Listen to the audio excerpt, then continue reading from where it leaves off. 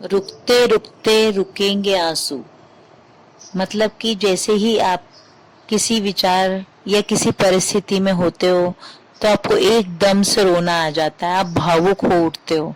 लेकिन आपको अगर उस भावुक स्थिति में या उस दर्द की स्थिति में कोई कहे कि आप एकदम हंस दो तो आप नहीं हंस सकते हो। लेकिन आप एकदम से हंस रहे हैं कभी, और कोई एकदम से आपके सामने कोई ऐसी परिस्थिति आती तो एकदम से आपका हंसना रुक जाता है। इसका मतलब कि आंसू एकदम से नहीं रुक सकते हैं, हंसी को रोका जा सकता है। तो मैं आपसे यही कहना चाहती हूँ कि जीवन में आप लोगों के सामने अपना दुख मत प्रकट करो, क्योंकि लोग आपके दुख को सुन करके आप ये महसूस करते होंगे कि वो उनको आपके प्रति कोई सहानुभूति होगी। ये बिल्कुल गलत है। आप अपना दुख, अगर आपको रोना आ रहा है, आपके अंदर दरवाजा बंद करके रो लो, लेकिन दुनिया के सामने कभी भी अपना दर्द या दुख प्रकट मत करना, क्योंकि दुनिया आपके पीठ पीछे या आपके जाने के बाद में आपका मजाक उड़ाती है।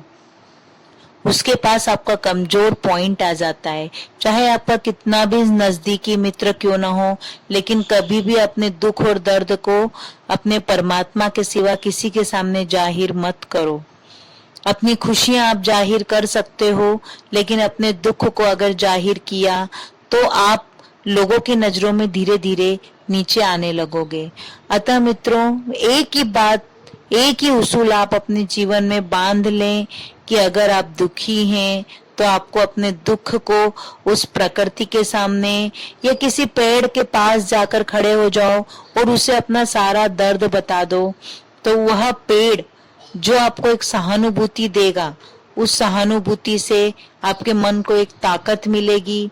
या आप उगते हुए सूरज के सामने अपनी तकलीफ या अपना दर्द बोल सकते हैं, या चंद्रमा के सामने जब चांद पूरा आकाश में आया हो उस समय आप बोल सकते हैं, क्योंकि यही सारी चीजें उस परमात्मा का प्रतीक है।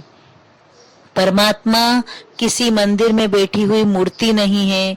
परमात्मा उस प्रकृति में, हमारे बहते हुए झरनों में, बहती हुई नदियों में, उन वृक्षों में, वृक्षों के भीतर, उन वृक्षों के अंदर जो फूल खिलते हैं, उस चंद्रमा में, उस कड़कती हुई बिजली में समाया हुआ है। बस उसे देखने की एक नजर चाहिए। जिसने उसे पहचान लिया उसके जीवन में फिर दुख ही नहीं बचेगा।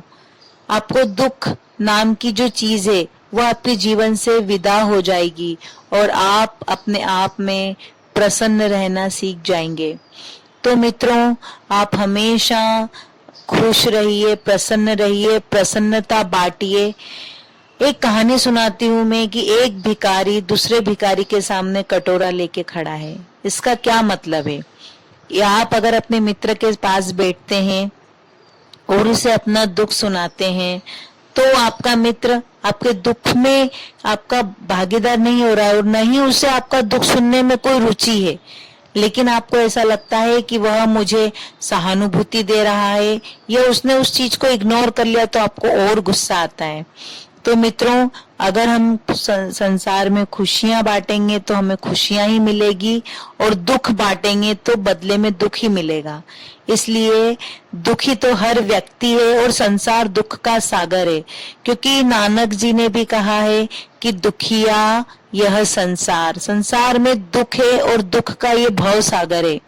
इससे पार अगर निकलना है और इन दुखों से अगर बाहर निकलना है तो हमें अपने आध्यात्म की ओर, अपनी आत्मा की ओर धीरे धीरे बढ़ना होगा। तभी हम इन तकलीफों से, संसार के दुखों से दूर हो सकते हैं।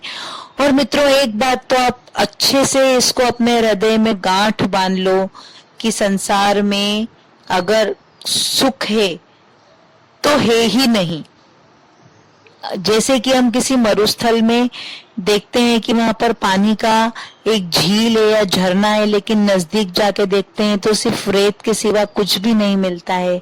उसी तरीके से यह एक कुत्ता है जो एक हड्डी को चबा रहा है, लेकिन उसे पता नहीं है कि जो हड्डी को चबाने से जो उसे मीठा या खून का एहसास हो रहा है वो उसी के दांतों में से निकल रहा है। मतलब कि सुख उस हड्डी को चबाने में नहीं है, वो उसके अंदर से ही निकल रहा है। तो सुख संसार में है ही नहीं, इसलिए आप अपने मन को संसार से हटाकर उस आध्यात्म में, उस परम सत्ता में लगाएं। वही सच्चा सुख है, वही सच्चा आनंद है।